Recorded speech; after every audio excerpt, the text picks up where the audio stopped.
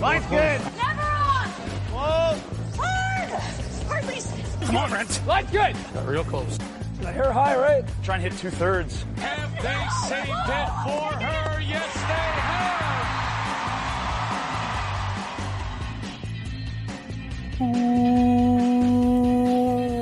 Welcome to Game of Stones, everybody. I am Sean Graham. Scott, physically distancing, as always. Hello, Scott. Hey, Sean. What do you got going on over there, buddy? Well, you know, it's a week, a big week, and you know, we're thinking of all of our friends around the world and south of the border. So I got a Dominion City double IPA called No Sign of Land, because that's how some of us feel right now. We feel out in the middle of the ocean adrift. So, but cheers to everybody, and bottoms up. Yes, absolutely. It has been a very busy news week. Of course, I was paying great attention last night to the reporting that was coming out. I'm sure everyone paid very close attention to the news that Pressed Cafe is closing in Ottawa. I was following all the Twitter updates about that, really leading news, I'm sure, around the world. So really, really tough. So feel for the folks over there. Didn't really see any other news going on. I think sort of a light news week other than that. Yeah, pretty light other than that. Yeah. So we hope everyone is doing well. We wanted to take this week, Scott, to turn our attention back to some of the elite level competition, because there are teams out there that are playing. In Saskatchewan, we have the local tour there. We've seen an event in Alberta, at least one event in Alberta, and of course the events in Kitchener and Waterloo.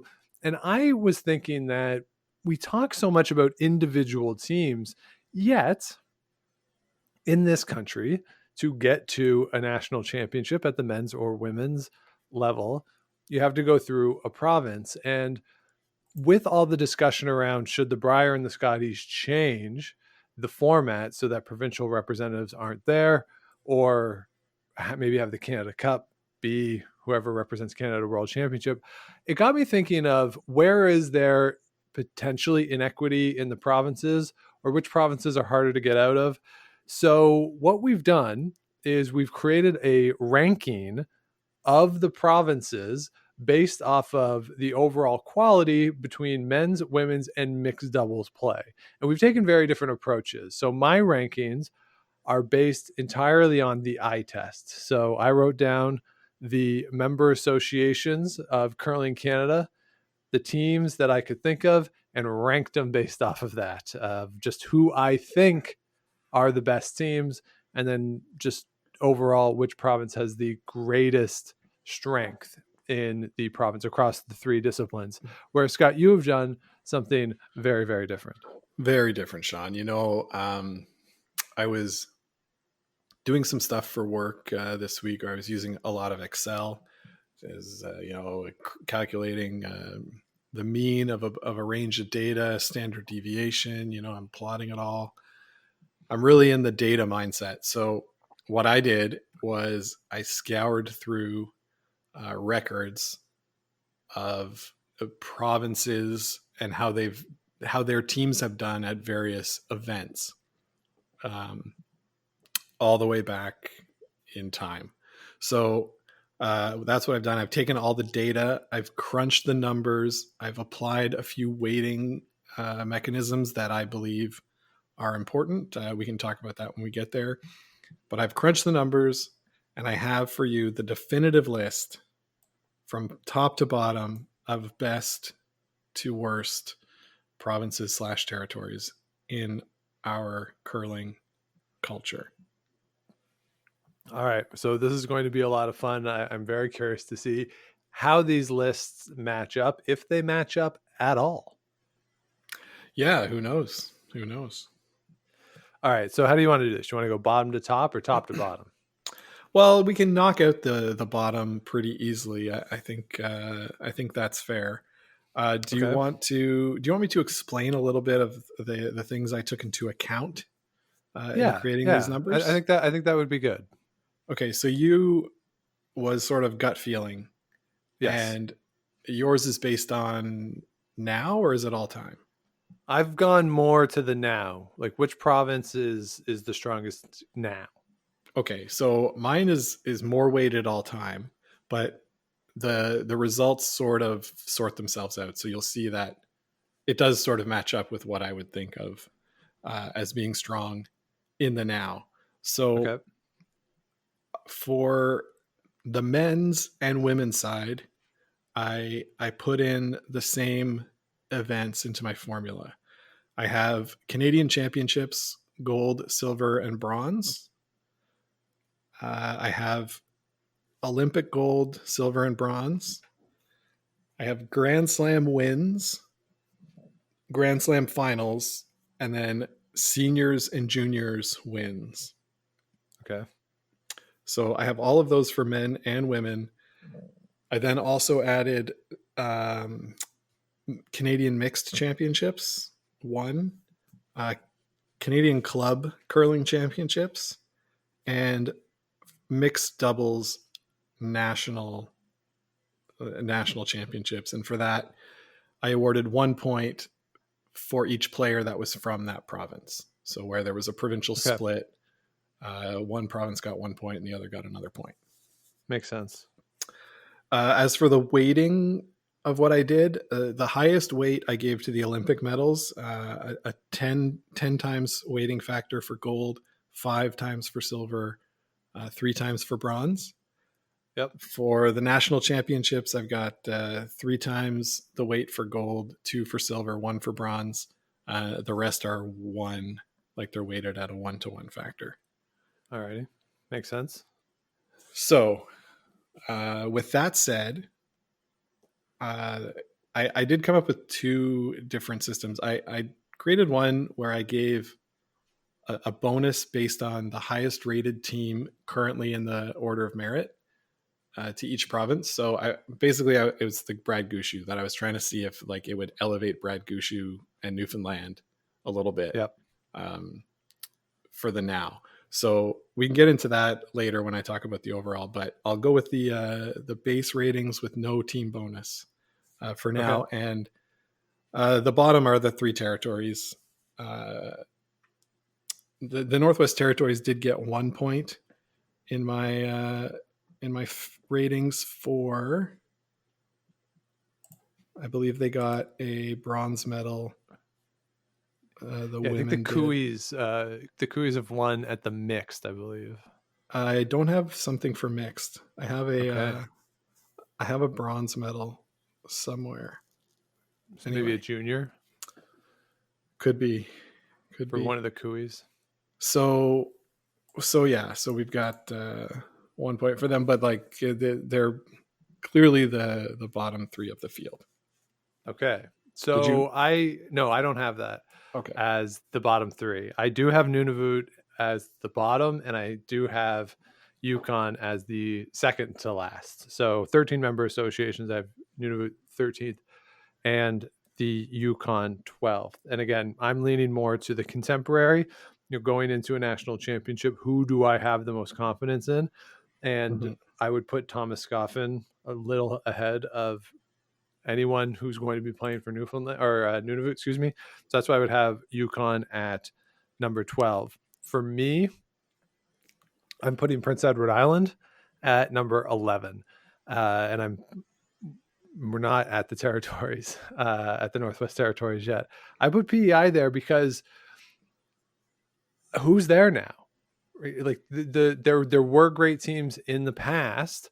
That amazing Kathy O'Rourke year, of course, stands out. Suzanne Goody, but overall, even if you're thinking longevity, I think that if you put the Couies and their resume up against the PEI folks, I would put Carrie Galusha, of course, but being part of that Cooey family with Jamie on the men's side, I would put them a little ahead of that. So I have PEI in that 11 slot. Yeah. Okay. Well, PEI, a spoiler alert, is my next one at number 10. So I will clarify that Northwest Territories Yukon has a third place finish at the Scotties. I don't know what year, but I got it from the top 3 finishes table. Okay. So that was when they were combined, but I gave it to Northwest Right. Territories because I figured that's who it was. So, yes and no. If I look at Suzanne Burt versus Carrie Galusha in the order of merit, But Carrie that's Galusha's not fair. But order of merit, I mean, overall, yes. Like, because she can play more, she's going to be higher on the order of merit. Obviously, like we've talked about this in the past. Just the opportunities to play govern how high teams are, and once you get below a certain number, what around 30 to 40, that the order of merit doesn't necessarily reflect which team is better. Yeah, well, okay, but like it's not like Suzanne Goody is on the circuit playing every weekend. So they're No, 23 and Galusha's 42. fair, but in its totality, though, who do you have on the men's side on PEI? That if you're again thinking about balancing out the entirety of the member association, I would argue that the territories are overall on the average national level elite event are going to give you a tougher game than a PEI team at this point. Certainly at this point. Well, that can be the hill you die on, but I disagree. So Okay, no, there's and another hill I'm going to die on. and the numbers also disagree with you, Sean. All right, PEI in my points total jumps all the way from the 1 point of Northwest Territories to 33 points. Yeah, and again, this is me thinking more in the contemporary, and you have the more historical all-time one. Yes, and that does take into account those great teams, mostly on the women's side that you talked about. Absolutely, and even Gallant. What's his first name? Peter Gallant. Mm-hmm. They had some good finishes representing PEI as well. Yeah, I got 2 bronze medals from PEI at nationals. 2 junior wins. That was Brett Gallant. Yep. And 3 seniors wins as well in there. Yeah. So, all right. So we disagree on 11, and then we're going to disagree on 10 as well, because you have PEI in the 10 spot, Scott. I do not, and this is the only one that if I was in my list, that if I was thinking of the history of the sport, I would really want to move up. But thinking again in the contemporary elements, I would have Nova Scotia here. Certainly over the last 15 years, there's nobody in Nova Scotia, and it pains me to say that because Jamie Murphy is one of my favorite players in the country. But over the past 15 years, there's nobody really who threatens you.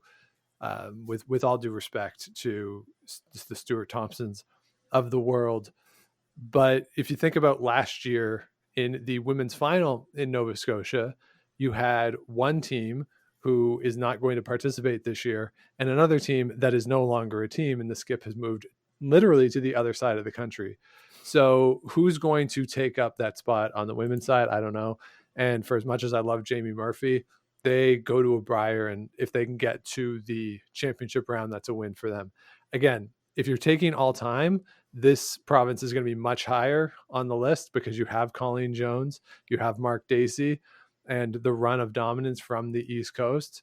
But from a modern past 10 to 15 years perspective, I think they have to be pretty low on the list.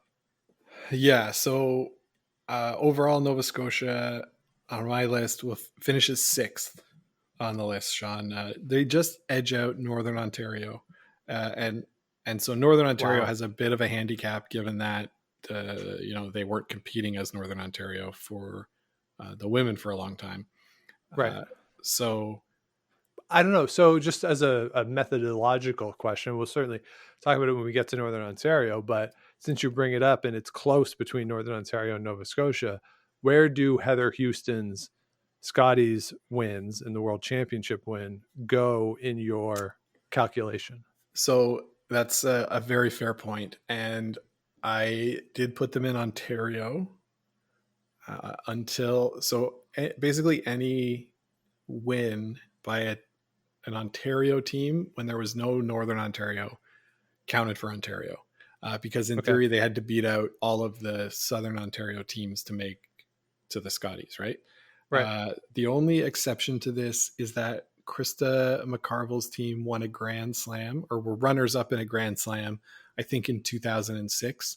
I counted that as a Northern Ontario point. So that's like a 1-2 point swing either Okay. way, which doesn't really make a difference. No, that's fair. So yeah, Nova Scotia historically pretty high up there in the number 6 spot for you. Wow. Okay. So But I'll tell you, let's looking at when I take into account a bonus for the strongest contemporary team, yeah. they do slip by one slot. Right. So Yeah, certainly that would put Northern Ontario up over them for sure. mhm. So let's move up then, Scott, in the number 9 slot. We've not revealed your number 9 slot, nor have we revealed mine. So for me, again, with a more modern perspective, I put down New Brunswick in the number 9 slot. Again, if you're looking on the men's side, we love James Grattan. He beat Team Roach last year in that great final. We are huge fans on this show as well of Andrea Crawford and her team. But overall, again, those are teams that you're looking to get to a championship round. Probably not serious contenders at this point for a Scotties or a Brier. If you're looking at the juniors, the junior teams haven't done as well recently as some of the other maritime provinces. And then I was thinking too of mixed doubles on that side. You don't hear a lot about the mixed doubles teams coming out in New Brunswick. So I put them down in the 9 hole. Yeah, I have them as the number 10 team. So where you put Nova Scotia at 10, I've got New Brunswick with Nova Scotia a bit higher. You're right. The mixed doubles, the club championships, they don't have any of those. A couple of Canadian mixed. Of course, Sylvie Robichaud's team, I think, did they win the year that it was here, Sean? Or was that Alberta? That was Alberta and Darren Moulding. And Darren Moulding. I think Sylvie, as the lone woman skipping that event, I think she made the playoffs, if memory serves. Yeah, so a pretty strong team there in mixed, and a lot of silvers at the Brier, silvers and bronzes, with Russ Howard. So that's where their score comes up. But you're right, to be honest, not a lot of strength throughout all of the disciplines for New Brunswick. All right, so let's move up another slot. Scott, this is where I have the Northwest Territories, as I said earlier, based purely on the strength of the Cooies. So I put them ahead of New Brunswick. So who is next on your list? Okay, so next is Quebec. I was a little bit surprised by this. So I won't spoil the next one on my list, but Quebec jumps over them when I add a little team bonus, which doesn't, when you hear it, it doesn't make any sense. But Quebec, they've got 2 Brier wins. They've got 1 Scotties win. Some second and third place finishes in both those events, but where they really miss out is in the Grand Slams. No Grand Slam wins for a team from Quebec, other than I think Jean-Michel Menard might have had one. But other than that, no finals at a Grand Slam. They got a couple seniors wins, 1 junior, but it's really the dearth of Grand Slams that holds Quebec down. Yeah, that I think that's a reasonable one, because they're next on my list after the territories for me is Quebec. And yeah, a province that you're looking on the men's side contemporarily, Mike Fournier, Eric Bedard, they had pretty good showings when they were there. Martin Crête, of course, is always a threat. On the women's side, you're looking at some of those younger teams. Naomi Verreau, we saw them this year. They didn't win a lot, but they were fun to watch, certainly. I think where they get a bit of a bump for me is on that mixed doubles end. They're pretty competitive. The Desjardins do tend to make a lot of playoffs at mixed doubles events. I know they've never won a national championship, I don't believe, but very competitive on that mixed doubles side, which I think bumps up Quebec over some other places because of the mixed doubles threat that they present. Yeah, they have one win as a team as in mixed doubles. I think it was the year after. Um, who am I thinking of? The Ontario team, The the Tucks. the Tucks. Yes, the name escaped me for a second. I think it was the year after the Tucks.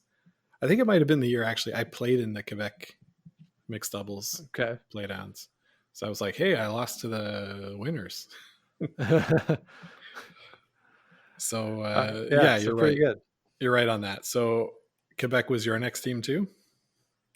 Well, so all right, so let's reset as to where we are. So you have on your list at the bottom, moving up, Nunavut, Yukon, Northwest Territories, PEI, New Brunswick, Quebec. That's right. And so for me, I'm Nunavut, Yukon, PEI, Nova Scotia, New Brunswick, Northwest Territories, Quebec. All right. So I'll give you my number 8 team Yeah. then, because you've given your number 8, and it's Newfoundland and Labrador. Okay. A little bit surprised that it's this low, given that I gave 10 points for an Olympic gold medal. Right. Right. Like, so it seems like, hey, they should probably have a bit more, but really, like there was nothing until the last few years with Brad Gushu finally breaking through. So I think they had one Brier win before that. They're up to 4 right now. Yep. And what really hurts them is on the women's side. 3 Scotties Yeah. silvers, 3 Scotties bronze, but like no representation at all at the Grand Slams. No. For instance, Brad Gushu has 9 Grand Slam wins and 9 finals. Yeah, So and if you look at on the women's side, I'm assuming most of those points are coming from Kathy Cunningham, Kathy and Cunningham, yeah. again, that's a team that competed really in the early days of the Grand Slams, and a couple of her Scotties appearances were pre Grand Slams. Mm-hmm. So not that surprising that you're not seeing a lot of Grand Slam representation on the women's side out of the province. Yeah, they do get 2 points for mixed doubles because of Brett Gallant and Jocelyn Peterman winning twice. Why did all the points go to Newfoundland? No. So Brett Gallant gets 1 point for each one that he's won. Oh, okay. And Jocelyn gets points for Manitoba because that's where she was when they won. Her first one might be for Alberta, but anyway. Okay. So yeah, and they've got 1 junior women's win, 1 junior men's win, but yeah, they're sort of perfectly middle of the road, which I think 8 is a pretty fair rating. Yeah, I agree because I have them at number 7, Newfoundland and Labrador. So yeah, again, next on my list in that 7th slot. And again, I'm thinking other than Brad Gushu, there's nobody really who scares you at a national event. So in terms of the depth of the field, there's nobody really who's looking at you. I am curious to see what happens with this Daniel Bruce team that did so well at the juniors last year, and of course the second or third from that team was called up to Team Gushu over the weekend as Jeff Walker was unable to travel into the Atlantic bubble to participate in the event in Halifax. So obviously that team, great performance. And if the guys from Team Gushu are mentoring them, working with them, potentially that's a team that you're going to be keeping your eyes open for moving forward. And of course, Greg Smith is always there, sort of just lurking, ready to get himself back on national TV and have everybody fall in love with him again. Yeah, absolutely. So why don't you give me your, what are you at, number 7? Yeah, so for me, Newfoundland and Labrador is number 7. Okay. So I'll give you my number 7 province. And I think this is where it might differ with you, Sean. It's Northern Ontario. Okay. And I feel like you, knowing how much we both love Krista McCarville and knowing how good Brad Jacobs is right now, I can imagine that Northern Ontario was a little higher on your list. But like you say, if I had given the Heather Houston wins to Northern Ontario, they would obviously be a bit higher on these rankings. They sneaked in just below Nova Scotia, just 4 points behind Nova Scotia. So, that would easily have been a flip in that case.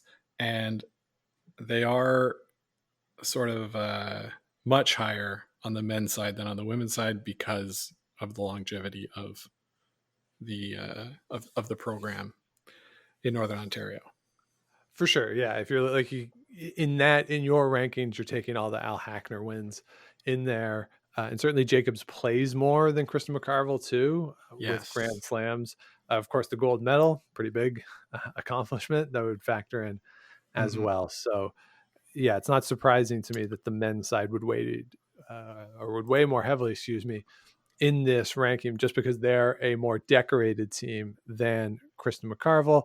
And as you say, if you're counting the Heather Houston ones as Ontario, that is going to weaken the Northern Ontario women's side, which has only been in the Scotties for, how long has it even been? 6-7 years or longer? Yeah, about that. Yeah. So I guess since Team Canada went into the Brier, right? So 2015. Yeah.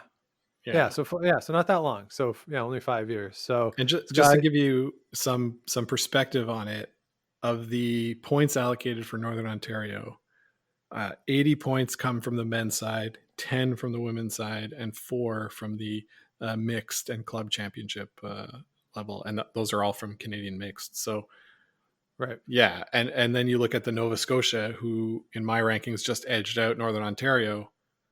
They have 98 points. 63 of them are from the women, which is obviously mostly Colleen Jones. Yes. And then 28 from the men's side and only 7 from the mixed. So real disparity between the men's and women's there. Absolutely. And Scott, maybe I'll surprise you, but they're next on my list. They're number 6 for me.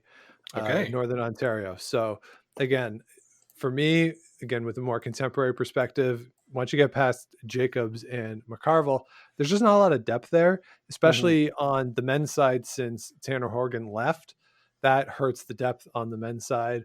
Definitely on the women's side, Chris McCarville just seems to run through these events. Kira Brunton might become a solid player and somebody who has the ability. Well, she certainly has the ability to be someone who could be competitive in Northern Ontario and potentially at a national level as well. They're not there yet, still a very young team.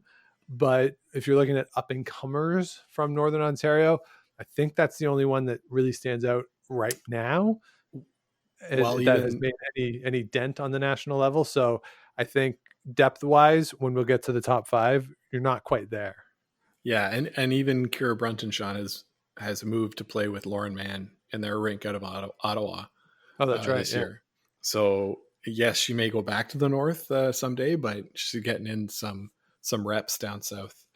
Yeah. For at least this year and maybe more. So I think, Sean, that means we have the same top 5 teams. We do. Yes. So let's switch it up now that we've gotten to the top 5 slightly. Okay. Let's talk about the provinces then, because we have the same provinces, and Yes. I'm curious to see where they fall. So just to recap, for me, starting with number 6, Northern Ontario, Newfoundland, Quebec, Northwest Territories, New Brunswick, Nova Scotia, Prince Edward Island, Yukon, Nunavut, and Scott, again, starting at number 6, Nova Scotia, Northern Ontario, Newfoundland, Quebec, New Brunswick, PEI, Northwest Territories, Yukon, Nunavut. Yeah. All right. So the 5 provinces that we have not mentioned, or I should say the member associations, the 5 member associations that we have not mentioned. I'm going to go with member associations because the people in Saskatchewan hate the fact that Northern Ontario is there. But I will remind you all that Northern Ontario has won more Briers than Saskatchewan. So there you go. So let's get into not more Scotties, but to be fair to Northern Ontario, they weren't there for the majority of the Scotties. Anyway. Actually, that's wrong, Sean. Saskatchewan's won 7 Briers, Northern Ontario 5. Oh, excuse me. They've won more recently than Saskatchewan. Yes, that is true. Yeah, my apologies. So let's get into this. Let's go geographically then, Scott. from the 5 provinces that we have left, or the 5 member associations we have left. Let's start in the East, where we are in Ontario. What are the main factors? Who are the main players in Ontario that influence the ranking there? So because I went back for the entire Brier history and Scotty's history, Ontario has very strong teams. Russ Howard, Ed Wernick, John Epping has done well the last couple of years on the men's side. Then on the women's side, like obviously Rachel Homan, Heather Houston's team you mentioned was counted under Ontario. Yeah. I believe Allison Goring won one and Marilyn Bodo won one. So a lot of sort of like consistent quality. Of course, Wayne Madaw's team, I can't forget about him. So really consistent quality, good representation at the Grand Slams as well. On the women's side, it's mostly Homan. On the men's side, though, it is the Wayne Madaws, the Glenn Howards, all that kind of stuff from all the way back then through now, where we see Team Epping breaking through, and Team Howard's still there. So a lot of depth, I think, in Ontario. Yeah, historically, definitely a lot of depth in Ontario. I would argue that the depth is not there in the same way that it used to be in Ontario, that you are seeing a bit of a thinning out of it. Part of that might be on the women's side, having Northern Ontario there and having arguably the biggest threat in the geographic province of Ontario to Team Homan not participate in an Ontario provincial playdown. I think that does hurt the depth a little bit on that side. But on the men's side right now, I think you do have a case where you have Epping. Howard is there as a competitor, but it's really the balance of power has shifted heavily towards John Epping. Scott McDonald, I'm really sad that we're not getting a full season for a lot of reasons this year, but one of them is to see what Scott McDonald's bounce back would have been after an admittedly down year from them last year, after that great run 2 years ago. And on the women's side, I think everybody is playing for second place, with all due respect to everybody. But we're at the point that now that I think Homan is the dominant team, as she has been for a while. I think where Ontario really gets a bump in a contemporary perspective is in that mixed doubles. I'm saying that Double J and Lang are Ontario. I'm putting them both in Ontario. I don't know what there's no residency rules for mixed doubles. They live in Ontario. They play together. I'm putting them under Ontario. The Tucks, the first couple of mixed doubles in Canada. You got Weigel and Epping playing together.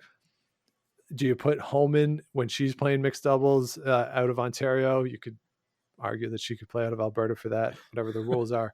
But well, if it's her and John Morris that are original Ontarians that are living in Alberta, I don't know. I don't know what you do. Ottawa West. So I think the mixed doubles side of it really, when I was looking at my rankings and my list, the mixed doubles actually put them up higher than I might have on the 4-person teams. So for me, I have Ontario, Scott, at number 3. Where is Ontario for you? Ontario is exactly at number 3 for me as well. Okay. They're a little higher on the women's side. Actually, without the team bonus, so like the team bonus I was talking about, vaults Rachel Homan and Ontario on the women's side into second. But without the team bonus, Ontario is number 4 on the women's side, number 3 on the men's, aggregates into a number 3. So I think everything you said is true. From the historic aspect, there's a couple provinces that are ahead of Ontario clearly, but they are very solidly in that top 3. Yes. So let's move over. Actually, let's bounce back and forth. Let's hop to the other side of the country. And other coast. We'll sort of squeeze into the central part of the country. So let's go over to British Columbia.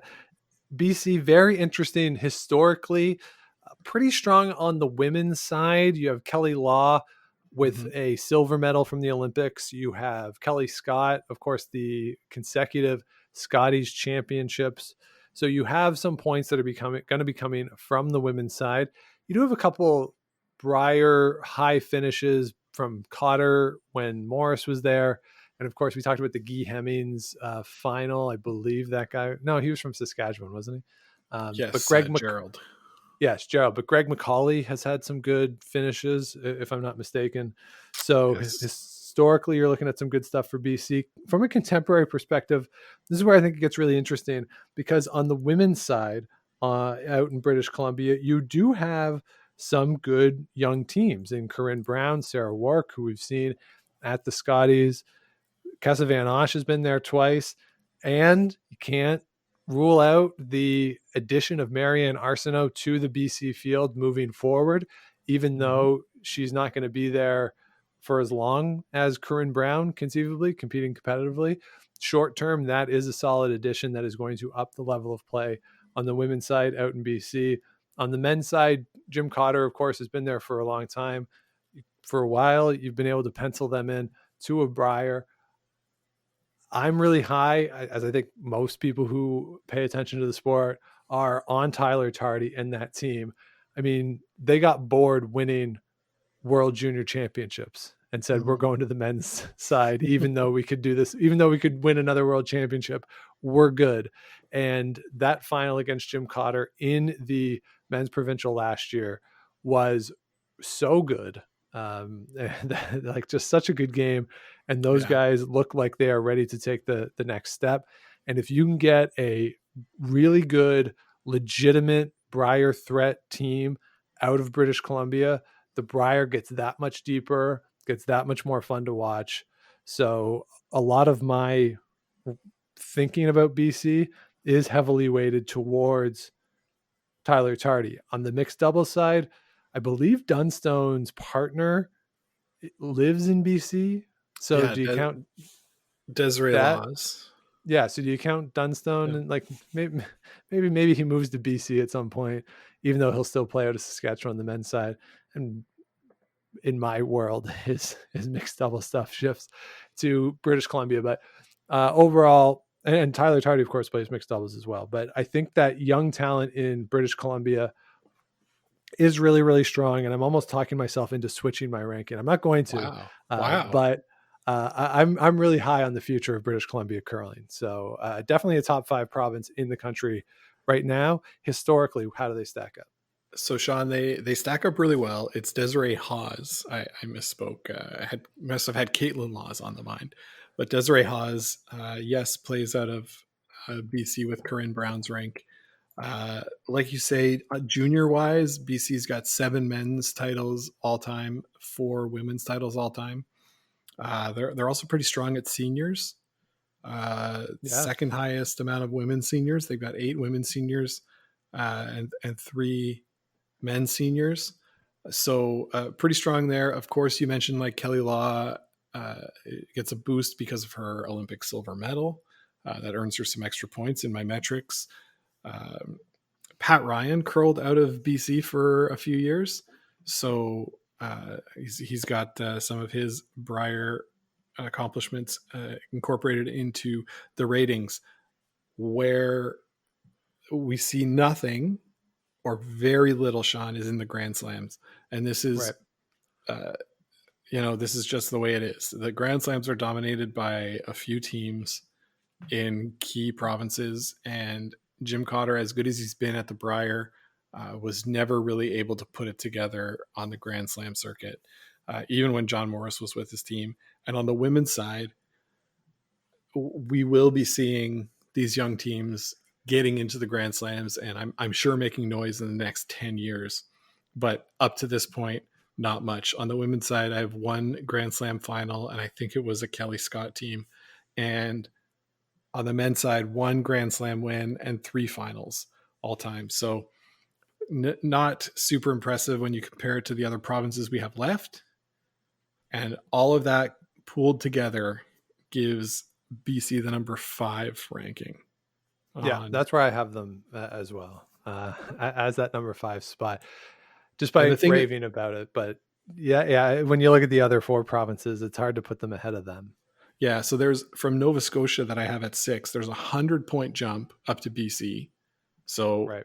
the whole distance between 0 and like the number 14 and number 6, there's another jump to BC, and the jump to the next team is 83 points. So BC Wow. is like solid middle class citizen. I would say upper middle class. They're not worrying about losing their house, but they're not buying a No. big mansion either. Right. Yeah. And yeah, I think we sort of profiled it. Very solid curling tradition at the national level from British Columbia. All right. So let's sort of hop back to the east. Let's go to Manitoba, one of the curling hotbeds in this country. The people in Saskatchewan and Alberta would argue with you, but Manitoba for a long time, I think, had the highest participation rate in the country. Scott, historically, how do they stack up, and who is accumulating most of these points? So Manitoba stacks up really well, Sean. They're second in terms of Brier wins with 27. You've got Jeff Stoughton most recently. You've got Carrie Burtnick, Vic Peters. The list goes on and on. At the same time, on the women's side, Jennifer Jones, arguably the greatest curling skip ever, one of the best teams of all time, no matter which team you pick, right, is going to be there. Always finishing in the top 3 at the Scotties, racking up those kind of points. And Mike McEwen's rink racking up Grand Slams, along with Team Jones, along with Team Anderson in the last couple of years has really stormed the scene with the Grand Slams. In juniors, seniors, mixed doubles, like they're still good. 9 Canadian mixeds sits them third on the list for that category. Yep. So overall, Sean, this province is really, really stacked, really deep as well. I didn't take depth as much into account. I sort of let the numbers speak for themselves. But I want to hear your sort of gut ranking before I reveal where they sit on the metrics. Yeah. So for me, current depth is very important in the way I'm looking at this. This is by far the deepest province in the country right now. I don't think there's an argument for any other province if you look at the totality of the events that we're talking about. Men's side, you got McEwen as probably the clear favorite still at any provincial championship, but you got Gunner, you got Sean Grassy, who makes the playoffs seemingly every year at the Manitoba Provincials and can put up a fight. Tanner Horgan is there. Don't sleep on that team. And Jacques Gauthier, defending world junior champion. Those guys are going to graduate into the men's game as well. They played in the men's playdowns this year. So you're looking at 4 teams that could go to a Brier and probably threaten to make the playoffs, and another team that could win a Manitoba Provincial. And then I'd be curious to see how they would do at a Brier. On the women's side, I think this is by far the deepest province on the women's side as well. You might have a case on the men's side that there are other provinces that are just as deep, but on the women's side, it's not even close. And of course, it's the big 3 of Jennifer Jones, Tracy Fleury, and Carrie Anderson. All 3 of those teams are good enough to win a world championship, and they're all in the same province. And last year, we had 3 Manitoba teams not officially in the field because they don't count the tiebreaker, or not the tiebreaker, the wild card loser as having made a Scotties, but they were all there.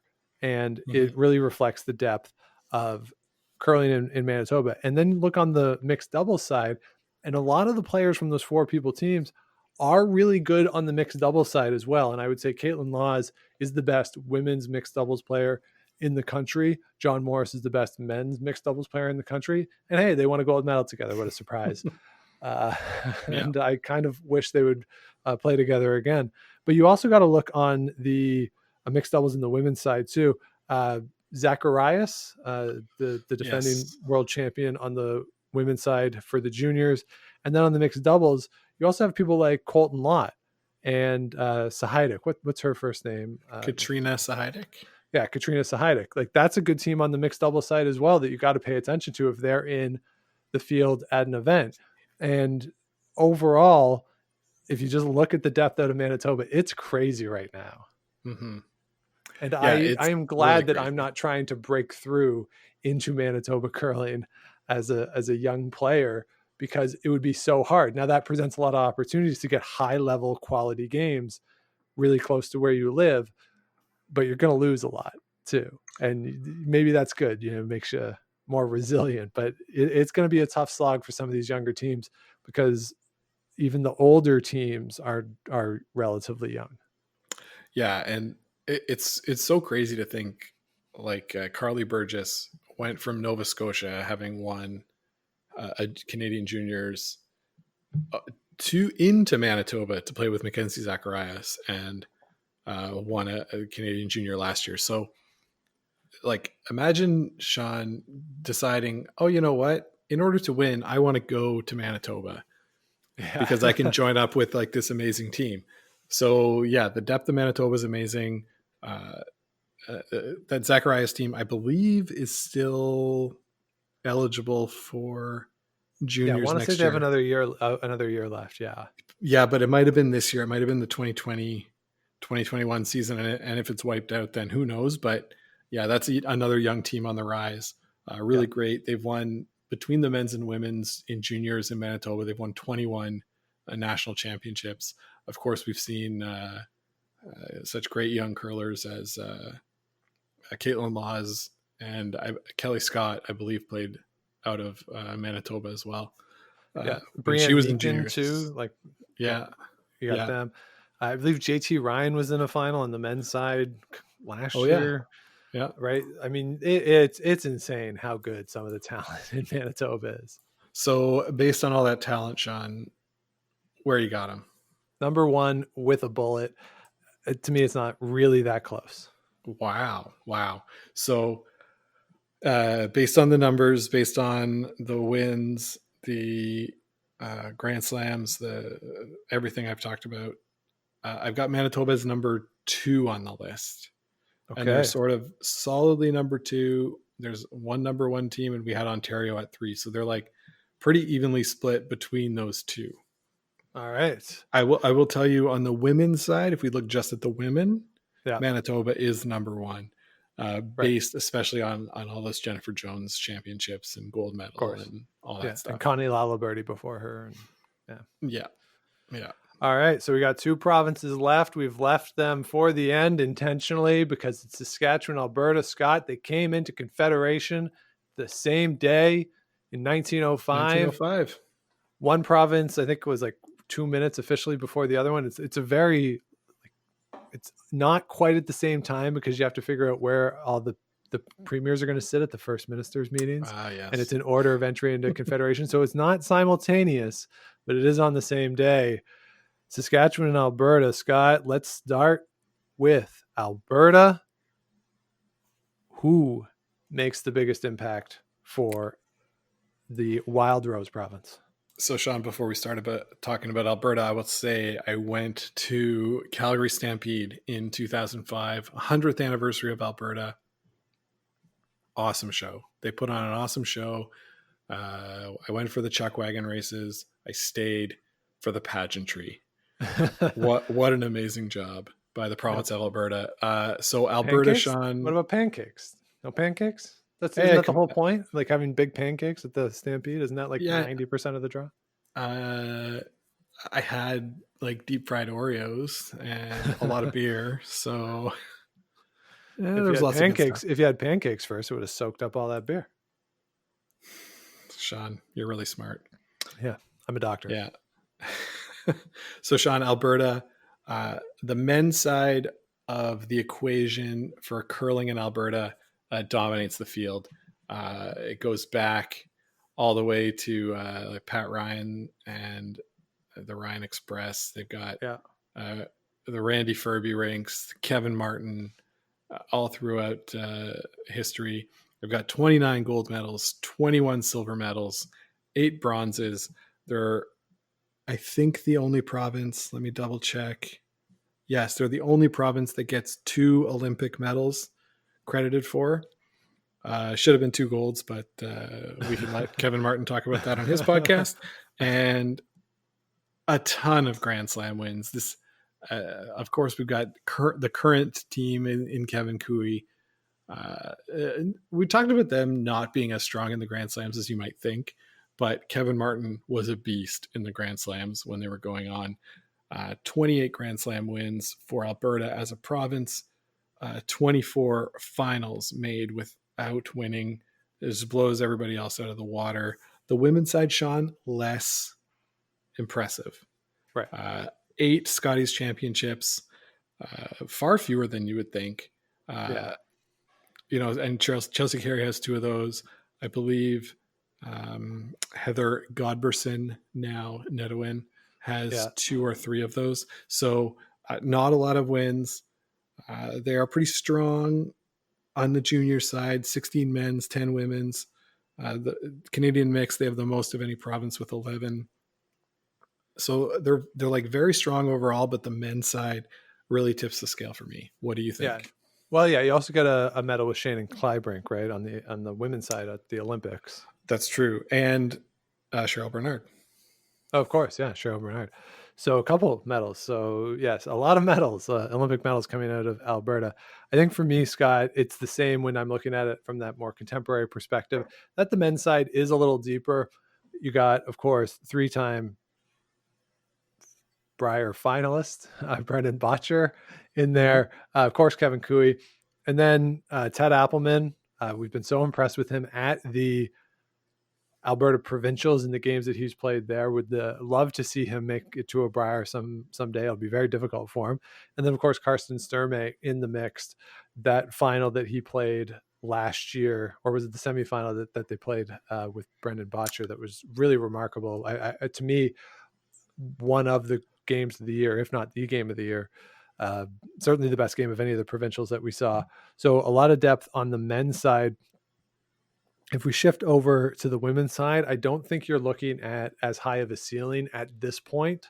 Mm-hmm. And I guess that matches up with what we're seeing historically. You have Laura Walker and her team. You have Selena Sturmey and her team that has had some success. And of course, you got Casey Scheidegger.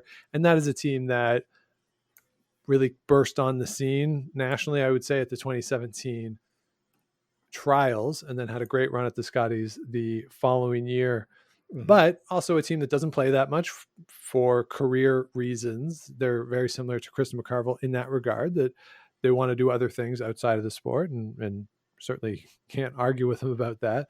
Yeah. On the mixed doubles side, you do have a lot of folks out there who play mixed doubles to some success. Obviously, John Morris being there is huge. The Walker Crocker team there, which of course is no longer Walker Crocker, but still a great name. It still is in our hearts. Yeah, being there definitely helps in that respect. But overall, I'm thinking from a 2020 perspective, not quite the same level of depth as Manitoba across the board. So I have them, of course, can't be higher than Manitoba because I had Manitoba 1. So I have them a notch below in that number 2 spot. And I think I could guess where Alberta is in your rank. Yeah, Alberta's number 1 with a bullet, Sean, overall. They're number 1 when I don't take into account team bonus, number 1 when I do take into account the highest ranked team from each province. They're just like I say, have won the most national championships of any province. I guess Manitoba has won more between the men and women. They've won 40 between the men and women. In Alberta, they've got 37. But like I said before, like the Grand Slam sort of put them over the top, especially on the men's side. Yes, for sure. So that means, Scott, that we both have Saskatchewan, the sky of blue and the sea of green, and number 4.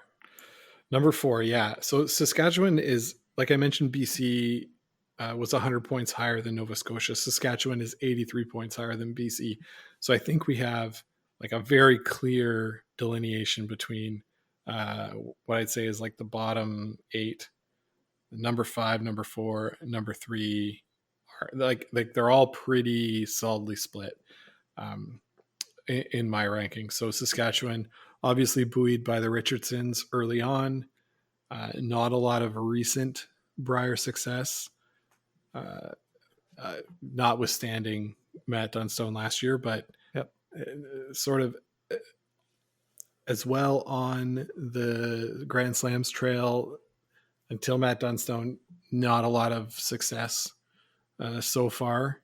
So it's, like I say, it's sort of, it's up and coming, maybe.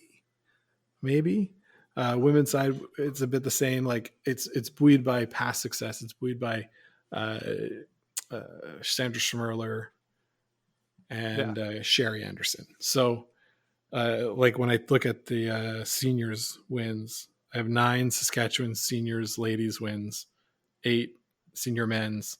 Juniors very strong, 14 for the men, 11 for the women. But that hasn't translated so far into sustained Briars and Scotty's success. No, it hasn't. And that's sort of the shame, I think, of where curling is in this country at the elite level, is that Saskatchewan hasn't been a contender regularly at the national events. I legitimately believe, or genuinely believe, that the events are better when Saskatchewan is competitive, regardless of where the event is being held. Having Saskatchewan in the mix and being good, it's more fun to me. It's, when you talk about the NHL, when the original 6 teams are good and contenders, the league somehow feels more fun. I feel that way about Saskatchewan. And Dunstone and that team, they are going to be really good. In terms of the depth of the province, I do think it hurt a little bit that Kirk Myers joined the team, and those rivalry games between Myers and Dunstone were a lot of fun. Totally understand why that decision was made.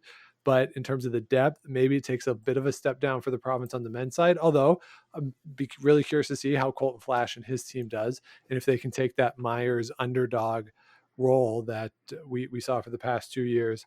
But those are really the only 2 teams on the men's side that we're looking at. I mean, the Sean Meachams of the world. I mean, Sean Meacham seems like such an interesting cat. If you've never seen Sean Meacham play, just see if you can find a video and look at his shoes. It's the most unique thing I've ever seen a curler do. So you have that on the women's side. After Robin Silvernagle, I'm not sure where you're looking for the elite teams. I mean, she's played Sherry Anderson in the final the past couple of years, and we love Sherry Anderson. It's her world. We're just lucky enough to live in it. But in terms of depth of the province, not seeing much past that. The mixed doubles side, Dunstone, we talked about, he plays. Kirk Myers is maybe the second best men's mixed doubles player in the country after John Morris. And really all he has to do is up his words per minute by about 5 or 6, and he's right on par with Morris on that regard. But when you look at that side of it, I think the mixed doubles really helps with somebody like that in the province. But overall, not quite the same level of depth as elsewhere. So I agree with you that to get to that next level, it's a pretty clear delineation between 3 and 4, between Ontario and Saskatchewan. Yeah, absolutely. And hopefully the young infusion of talent that we see in Saskatchewan can continue to move forward. And I think you're right, Kirk Myers joining Dunstone is bad for depth, but I think it might be better for ceiling in Saskatchewan. Yeah, 100%. I totally agree. Provided they stay. And I mean that not in the sense of, I know they talked about leaving recently, but that was for training purposes. They're going to play out of Saskatchewan. But one of the things that we've seen a lot of Saskatchewan players is that they'll leave. Usually, and in the past, it's been primarily for personal job prospects, as a lot of folks in the 90s and earlier were leaving Saskatchewan for economic purposes. And as a result, they were not playing out of Saskatchewan. So we hope that they stay. And they seem to have a really big following there. The people really like them. Kirk Myers does a great job of maintaining a presence in the community. And hopefully that can sustain itself, because the people of Saskatchewan, Scott, they deserve a national champion. Yeah, sure. Whatever. Come on, man. Give the people what they want. I love Saskatchewan. I know you do. You live there. I've been there a couple times. I got eaten alive by mosquitoes in the middle of the day. Tough it out. It's got, I think, the best museum in the country. So That big was fan of pretty fun. suspension. That was a fun museum I went to. All right. So overall, Scott, when we look at our rankings, we had 5 provinces or 5 member associations in the same spot on the rankings. We both had Ontario at 3, Saskatchewan at 4, British Columbia at 5, then Yukon and Nunavut as the final 2. And other than the Northwest Territories, none of our other rankings were off by more than 1 from Yeah, each other. and I think it sort of makes sense, right? Like the traditional powerhouses are the ones that continue to this day to be strong. I wonder if increased participation in the Brier and Scotties is just going to increase the difference between the two provinces, or if it's or the many provinces, or if it's going to bring it together by giving more opportunities. We do see the sort of pros versus Joes, and Yeah. that Michel Fournier has talked about a lot. I wonder though, Sean, like, isn't there an opportunity for a team to move to a province that is traditionally not that good and just kind of dominate by getting reps? Like Brad Gushu is just like a great curler that happens to be from Newfoundland. Yes. Do we need a great curler or two, because he's been with Mark Nichols basically his whole career? Do we need like a couple of young curlers, let's say from Prince Edward Island, to just decide that they want to be the best curlers in the world and they'll get a chance to go to the Brier every year? Do we need that to happen? Or is there a chance for a team, say like a Brendan Botcher, who's young and up and coming, to say, man, like, sucks to Alberta. Like, we don't want to do that every year, and have everybody move somewhere else? With remote working becoming more of a thing in 2020, I wonder if it's something we'll see, to be honest. Yeah, it's possible that people will make those decisions to do that, to go play in a different province. I would suggest that from everything I've seen out of the Botcher team, that living on the East Coast, maybe not quite in their in their list of priorities of things that they would want to do, but there is an opportunity there. You're right. I think what's interesting though is just how centralized all these the great provinces are together, and the opportunities to do that are either to go north or to go east. Mm-hmm. If it was a case where New Brunswick was really deep and Quebec wasn't, then you're looking at, it's maybe a little easier to facilitate that. But as the sport gets increasingly professionalized, moving across the country for that, maybe it makes a little more sense, both from a financial perspective, that personal perspective.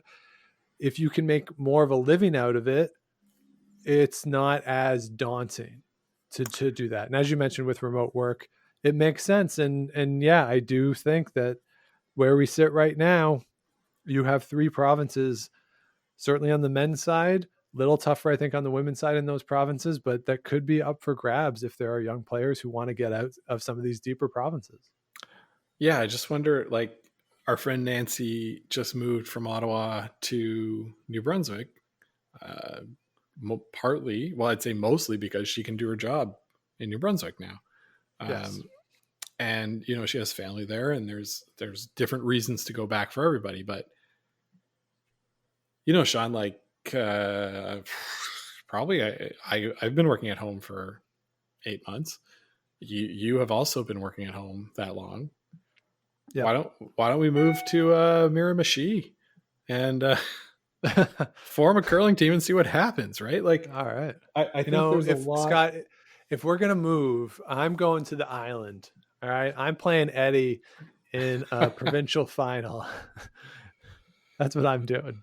Yeah, you got Eddie in a provincial final. I was thinking you'd move to Vancouver Island, but okay. Yeah, you go to PI. You got curling in the wintertime. You got golfing all summer. Yeah. You log in to do your job for a few hours every day. No big deal. What could be better? Yeah, have muscles all the time. Be great. Delicious. Yeah, but it is an interesting thing to think about, that that could be a strategy that a team or two adopts moving forward.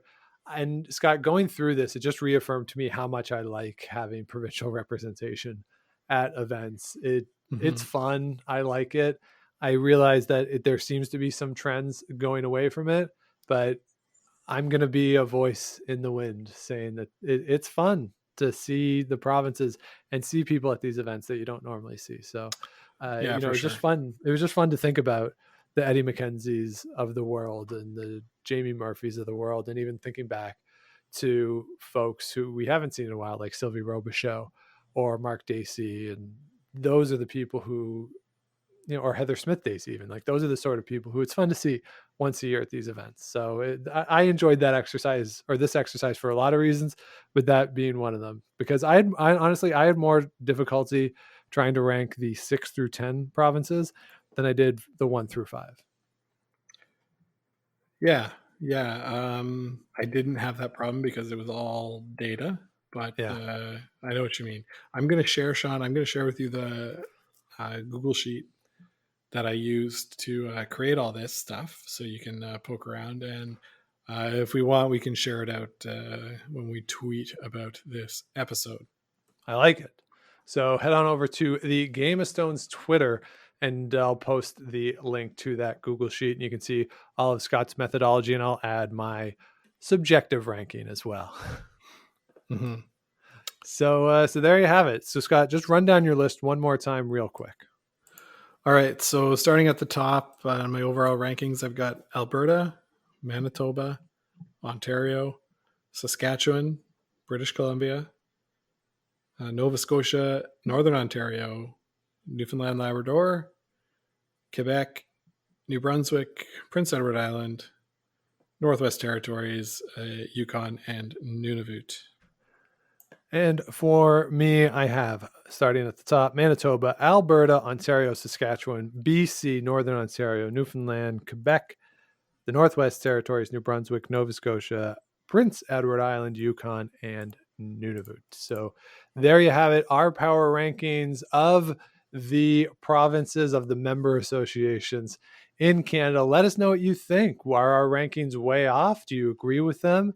Should Nova Scotia be as high as Scott has them, or should the Northwest Territories be as high as I have them? Let us know what you think. You can find us on social media at Game of Stones Pod.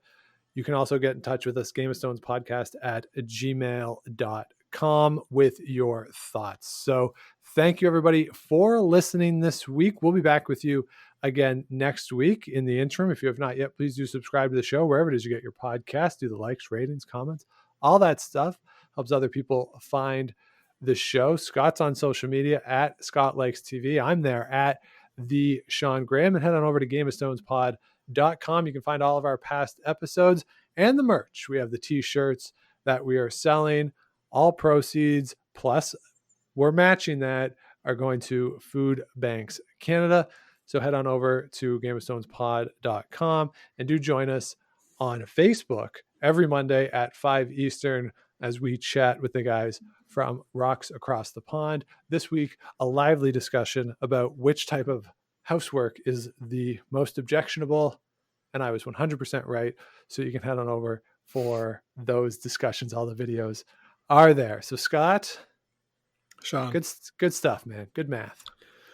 Yeah, it's fun. I really like doing math, but now I'm going to have to eat some food. So that beer's hitting me. What was it, double? Sure was. All right. Well, Scott, take care of yourself. You're traveling this week. Be safe. Enjoy yourself. Thank you. First travel in 8 months, and I will be on the road next week. So we'll see what we can do from a remote location. Yeah, we'll try to make it work. I'm sure we'll be able to MacGyver something. So we'll have something for you again next Wednesday. But until then, thanks for listening. Keep your brooms on the ice. And don't thump that intern. Make the final.